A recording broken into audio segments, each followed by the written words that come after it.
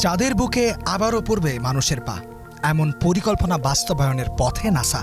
তবে এবার গবেষণার বিষয় হয়েছে নভোচারীদের স্পেস স্যুটে করে অনিচ্ছাকৃতভাবে বহন করা অণুজীব। পৃথিবী থেকে চাঁদের মাটিতে অনিচ্ছাকৃতভাবে বহন করা অণুজীব চাঁদের বুকে টিকে থাকতে পারে কিনা তা নিয়ে গবেষণা করেছেন বিজ্ঞানীরা। গবেষকদের মতে চাঁদের যেসব গভীর গর্তে কখনোই সূর্যের আলো পৌঁছায় না, সেসব ঠান্ডা ও অন্ধকার স্থানে কয়েকটি বিশেষ অণুজীব কয়েক সপ্তাহ থেকে কয়েক মাস পর্যন্ত বেঁচে থাকতে পারে। গবেষণায় ব্যবহৃত 5 ধরনের অণুজীবের মধ্যে ব্যাকটেরিয়ার তুলনায় ছত্রাকগুলো চাঁদের পরিবেশে বেশি সহনশীলতা দেখিয়েছে।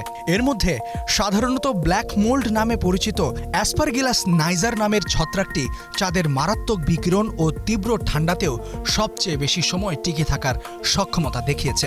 ব্ল্যাক মোল্ড ছত্রাক মূলত বাড়িঘর ও স্যাঁতসেঁতে পরিবেশে বেড়ে ওঠে। আন্তর্জাতিক মহাকাশ স্টেশনেও মিলেছে এই ছত্রাকের অস্তিত্ব।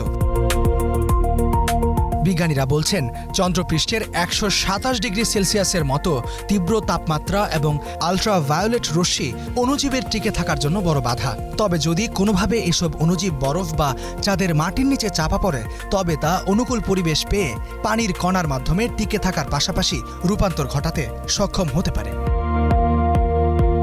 নাসার আর্টেমিস প্রকল্প এবং চীনের চন্দ্রাভিযানের মাধ্যমে চাঁদের মাটিতে যখন মানব ঘাঁটি তৈরির তোড়জোড়, তখন উদ্বেগ তৈরি হয়েছে সেখানে অণুজীবের টিকে থাকার ঘটনায়। কারণ এতে নষ্ট হতে পারে চাঁদের বুকে পরিচালিত গবেষণার বিশুদ্ধতা, যা বৈজ্ঞানিক গবেষণার ফলাফলকেও বিভ্রান্ত করতে পারে। মানুষের শরীর ও সরঞ্জামের মাধ্যমে চাঁদে অণুজীবের উপনিবেশ ঠেকানো অসম্ভব। তাই চাঁদের পানির নিজস্ব গঠন ও অণুজীবের সঠিক তথ্য পেতে পৃথিবী থেকে কোন কোন অণুজীব বয়ে নিয়ে যাওয়া হচ্ছে তার তালিকা রাখাকেই আপাতত উপায় মনে করছেন নাসার বিজ্ঞানীরা। ইস্তিহাতুল মাহমুদ, স্টার নিউজ।